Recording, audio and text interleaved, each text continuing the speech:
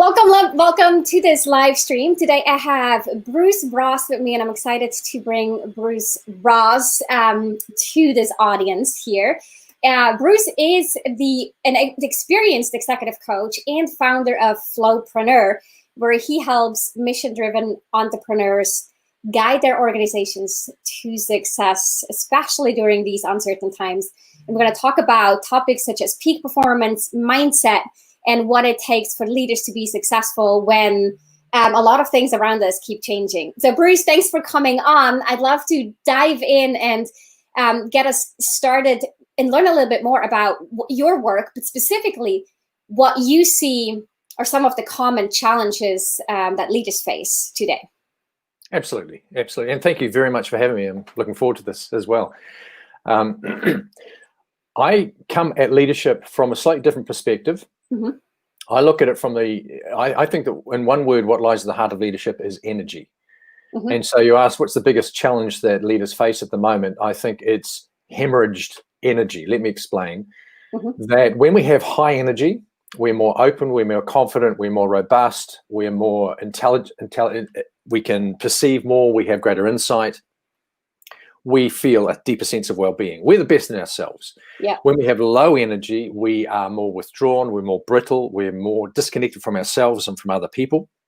Mm-hmm. And we're not the best version of ourselves, and certainly not really able to lead, because I believe the job of a leader is to give energy. It's to be the still place in other people's changing worlds.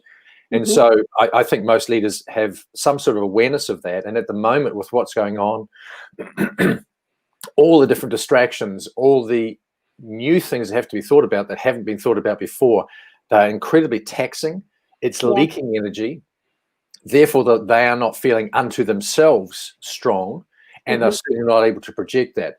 So if there is a challenge at the moment that I think leaders are facing, it's how to maintain high energy or consistent high energy levels in an environment where we become energy colanders or sieves. We're leaking energy.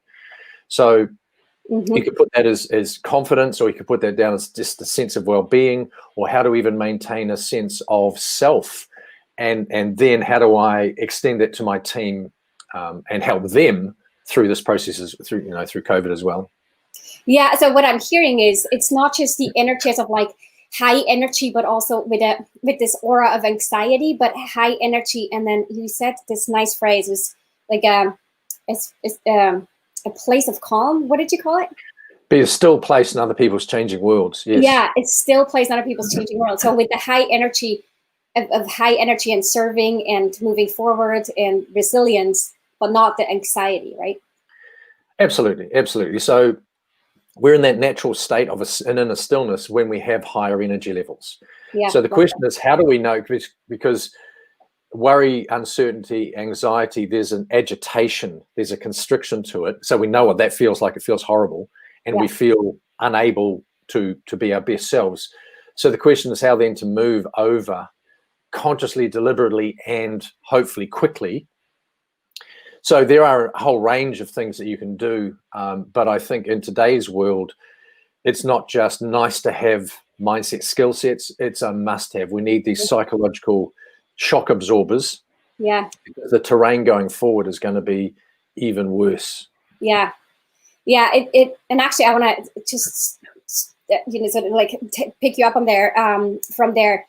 When you think of some of the common mistakes that you see, or common mistakes or even misconceptions that leaders have about, how to get their organization or bring their organizations to success and lead them to success, what is it from your work? Because you have years, if not decades of experience working with leaders in such circumstances.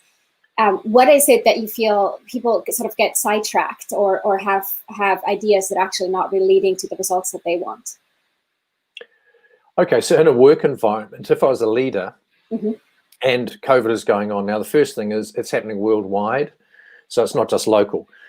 And we've never been here before. So therefore, there's no one who's a quote unquote expert. So in those circumstances, how do we get the best? Now, one of the interesting things from an energetic perspective, when we contribute, when we speak, mm-hmm. we are giving energy into the situation. So as an example, in a meeting, most meetings, energetically, it's probably about a 4 or 5, someone speaking and a few people listening, a few people not. Now, the way to get energy up is to get them contributing. How do you do that? One-on-one conversations, that sort of thing. So in a circumstance like this, where there is a leader who doesn't know all the answers, you need to get people participating, need to get out of their emotions and thinking. So here we've got the situation. What must we do going forward? What are 3 things we must consider going forward? Or what's not serving us so well at the moment?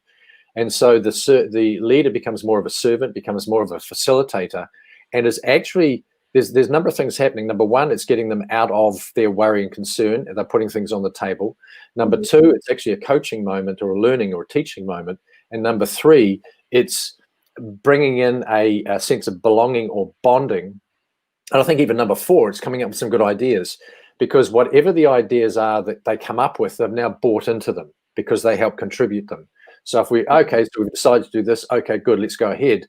They were part of the gestation process. They're part of the ideas generation, and therefore they're bought into it. So what is all this saying? Now is a time of collaboration. Now is a time of vulnerability, meaning I don't have the answers. And by the way, to be honest, I'm feeling X, Y, and Z. Now, the interesting thing is that when you accurately name an emotion, it reduces its impact. And so for a leader to be able to say, well, yes, at the moment I'm feeling a little stressed, I am feeling a little bit overwhelmed, but I know we can get through this together. Now, the fact that I've named it actually helps to reduce it. Yeah. And so even inside that, one of the new techniques in terms of meetings is get each person to say how they're feeling. Yeah. So there is no good or bad about it, but what it does do, it reduces the impact of that. People go, oh, he's feeling it as well. She's, right, okay. They feel a bit confirmed. And that elevates the energy inside the room, because with higher energy, our thinking goes up, we can come up with better ideas. So it's a long-winded way of answering a question. What are some of the mistakes? I think the mistakes are people thinking, well, I have to have all the answers myself. Why the hell don't I have all the answers myself? And you don't, because your energy level is reduced, so you can't think as clearly. Yeah. So I'll just insert something else in here as well, that a little bit of backstory is that 3.5 years ago, our 25-year-old daughter, Danny, was diagnosed with lymphoma cancer and subsequently died. Okay, there's a whole story there, but how it's relevant, one of the key learnings that I took was I was getting counseling.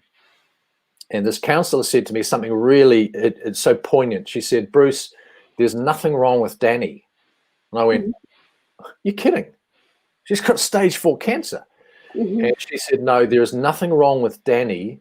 Parts of her have cancer. And I went, wow. I felt the truth of that.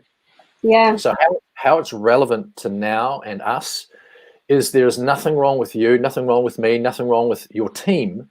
Something is leaking their energy. Yeah. So if you think about it, that your team, the individuals, they are sound. The system works. Their system works, but there's stuff going on which is causing them to leak their energy. So 2 things there. Number 1 is speak to them as if they're whole, rather than, oh, you poor dear. No, I know you've got to have empathy. I get that. Well, empathy is appreciating and naming the emotion they're feeling. But that's temporary. That'll enable them to feel better. But then we need to move on. So the conversation next is, so there's something leaking our energy. What is that thing? Now it divorces it from a person, because innately we have the self-criticism, says, why the hell can't I get through? Why the hell aren't I better? Why is X? And we have the self-criticism, which reduces and renders our energy even further.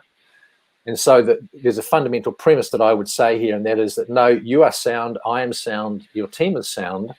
There is something leaking the energy. Let's have a conversation around that. Yep.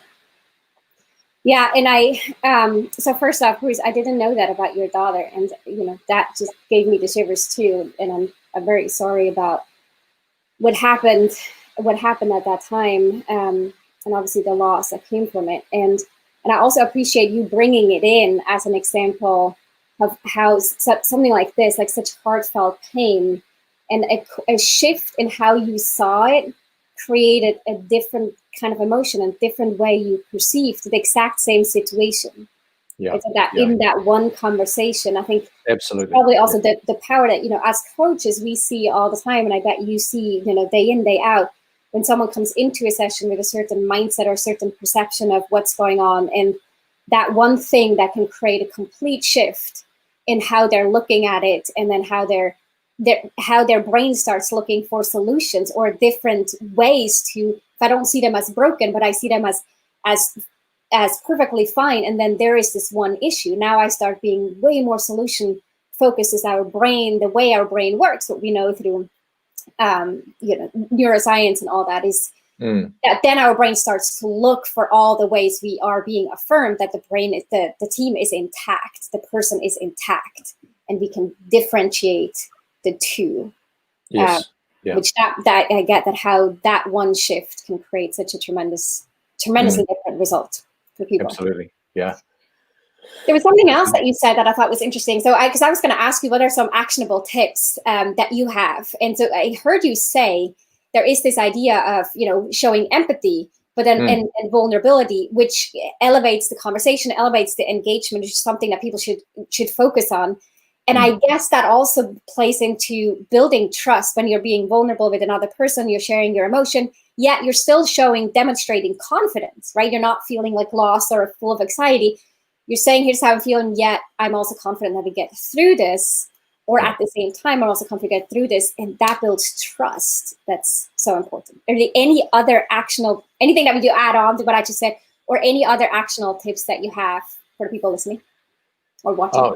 Yeah, so there's a whole range of things that can be done to raise our energy. The simplest is to bring it up in your team, because to even talk about energy raises energy. So it could be, as an example, you have your team meeting or a Zoom meeting and say, okay, guys, we've just finished our work in progress meeting, whatever. I'd like you to rate out of 10 what energy level you are now at as a result of the meeting. So you get a 2 or 3 or 5, whatever it is. Now, there's no judgment. Say, okay, well, that's interesting. Out of the 5 of us here, or the 10, the overall average looks like a 5. Okay, what do we need to do next time? I'd like each of you to come up with one thing that we need to do differently next time to raise the energy level.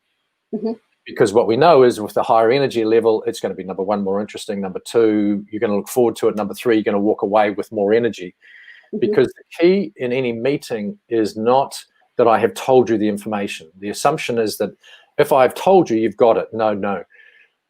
Number 1, you must have got it, heard it, and taken it in. But number 3 is be able to implement it afterwards, which means your energy level has got to be higher. Most meetings, the energy is lower when they leave the meeting. So they're going to try and get on with stuff with a reduced energy level. So in terms of actionable tips, just simply to raise the energy level. Sorry, to talk about energy raises the energy level. The other thing that's a super simple step that you can literally do today, starting today. And I also like the scaling question. I think that makes it a little bit more tangible versus people having to sort of articulate, just giving it between 1 and 10. What is it? What's your number? Makes it super easy to chime in. Give us the number, and people will go, oh, I don't know, I feel good. Okay, give us the number, and they go, okay, it's a 3, it's a 5, because good for some may be 3, or it might be an 8, and so you need to know. And so you can say, okay, that's great. So you're an 8. What do we do to take it to an 8.5? Yeah, wherever it is you push it up. In terms of other things, practical steps. It's curious. I found it curious. This is a few years ago now that Google, they've now got a $3 million mindfulness lab, and they've got a full-time mindfulness coach. They start their meetings with 5 minutes mindfulness, and you go, what the heck? That's a lot of money to spend, quote unquote downtime. But the key thing there is they're looking to get people in the best possible energetic state that is relaxed, open, calm, to be able to have the conversation.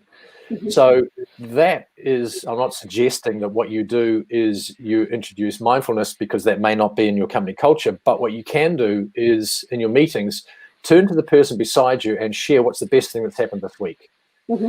And so number 1, they're contributing, they're speaking. Number 2, they're focusing on a high point moment, raises their energy level, and you have just shifted the energy in the room up, because what you want is, out of 10, you need people to be at least a 7.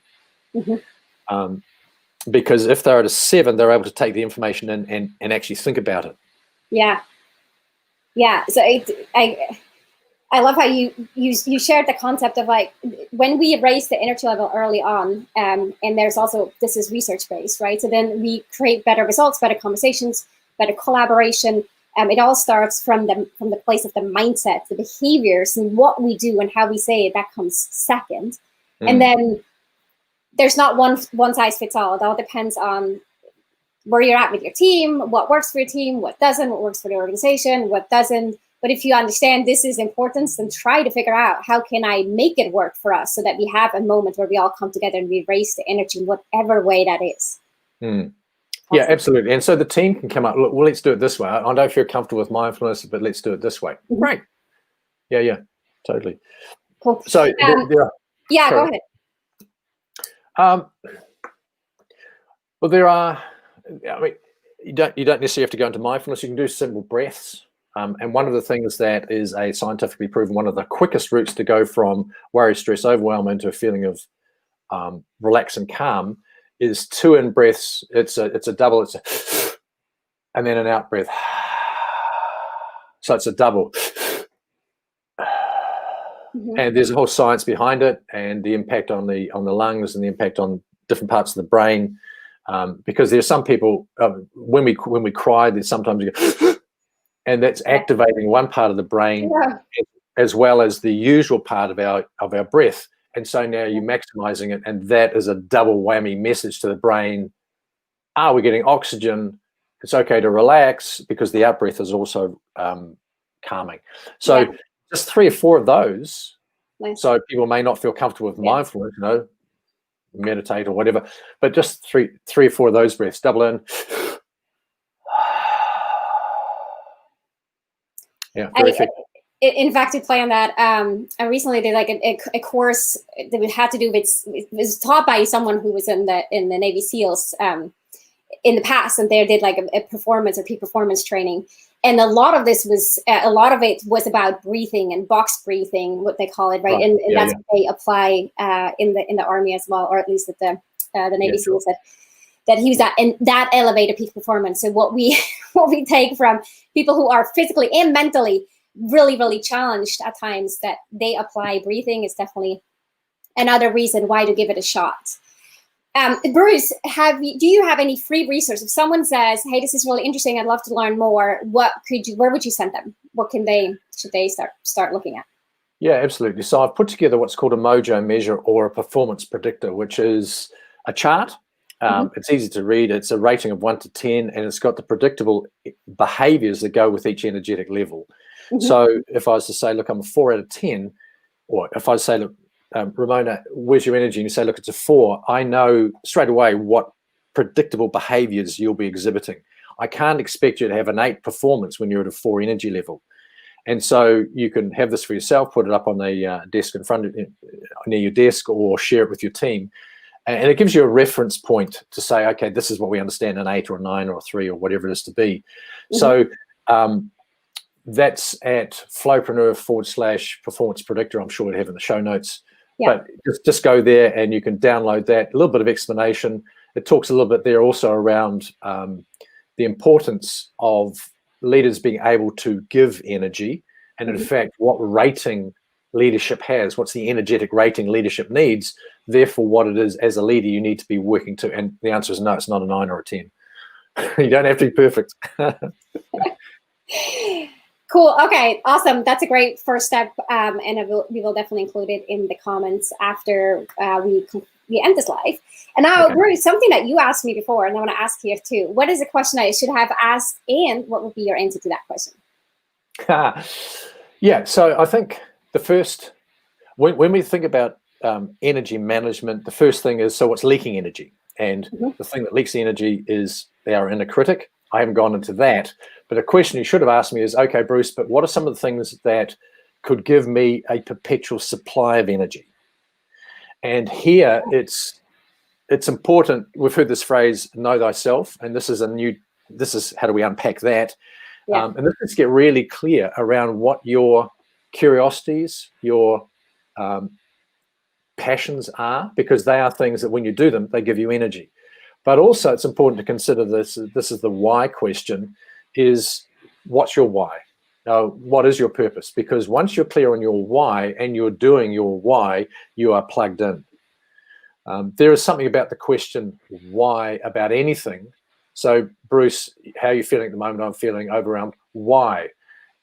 And that helps you get closer to the core of you. It's called first principles. So why gets you more to the you of you, gets you to the, not the superficial level, but more of the internal processing part of you, the first principles part of you. And obviously the big why is your purpose. And when I work with people, I help them get their 2 to 5 word phrase. It gives them real clarity. And I'll give you an example just to show you how powerful this can be, is that I was working with a guy and he was in his 20s and he had an experience during his teens. He was in a rowing crew, in a team of 8. And he said there's a lot about the rowing that he hated, but there were 2 moments out of that whole experience of about 4 years of intense rowing training where they were rowing together. They were so coordinated and they were so harmony. He said the boat bloody sang. What a marvelous, there's a marvelous melody to that phrase, the boat bloody sings. And so his purpose is, as a leader, is to create environments in which the boat bloody sings. That is, everyone's in harmony, and even the boat, the building, the desk, whatever it is, the room sings.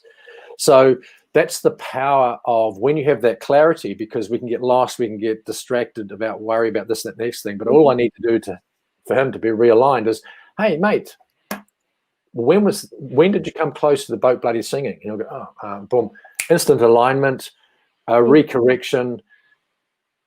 He remembers again about what he's here for, even in the face of the storm that we call COVID, is how can he get the boat closer to bloody singing? Yeah. And so that is a bit of the reference on flow, right? FlowPreneur, when you're in the flow, and the more you're in the flow, the more you get into that place. Awesome. I love that. I love that question. I also want to quickly touch on a question that we got about breathing techniques. Can they help with trouble sleeping? Is there something that you do and that you help leaders with releasing some of the tension and falling asleep better? Yeah, absolutely. So part of they've come to, well, the first thing about sleep, it is by far and away the most important thing you can do for personal development, for well-being, for physical strength, but also it's how we learn, because the learning goes on while we're sleeping. So bottom line, sleep, hugely important. Better, you'll get more bang for your buck than any supplement if you have a good night's sleep. Okay, got it. So the next thing is, we can't just assume because I'm sort of tired and I put my head down and I close my eyes, I will get to sleep. There actually needs to be a wind down process. So it's a bit like, okay, if you're going to a party, you would shower, you change, you'd have the gear to get into, you drive, you get there, and then you get into the party. There's a whole transition period from what you're doing previously to having the party. Now, in this instance, what you're doing is you are dancing with your body, meaning you are in charge, you're thinking, you're doing, but now it's time for your body to rejuvenate. It's time for your body to plug into and get its energy. So it's a respect for the body to have that wind down process. And there's a whole range of things, from not watching screens through to, could be a shower, could be reading a book, and then even getting into, and there is, I'd highly recommend a yoga technique called Yoga Nidra, which is, it's a mindfulness process, and it's like a body scan that calms you down and shuts the brain down or slows the brain down to then enable sleep to occur. So absolutely, sleep is hugely important. Can you repeat the name of that practice? It was yoga what? Nidra, Nidra. So just look on YouTube. There are a whole range of meditations, Yoga Nidra for sleep, Yoga Nidra.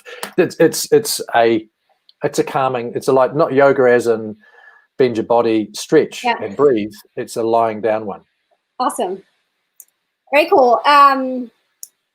Cool. Thank you so much. Thanks for sharing all the wisdom that you have and more about your experience. I think the work that you do with executives and and leaders in organizations, because I think sometimes people don't quite understand like what is coaching, or how do I elevate myself, and how do I show up better for my team. And we sort of tend to have, I think a lot of us naturally have this tendency to want to learn more, like what other skill can I practice, which behavior should I do, what should I do differently. And maybe I watch something on YouTube, or I read another book with some specific tips.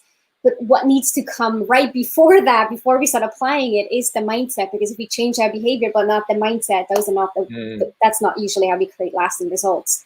I think that just brings back of that important work that we get to do with shifting perspective, shifting our mindset, and then what you call like realigning or improving your energy, and then realigning your flow so that your boat starts to sink. that's you got it. You got it. I love it. I love the summary. Thank you. Thanks so much for being on, Bruce. It was great. It's great chatting. You're most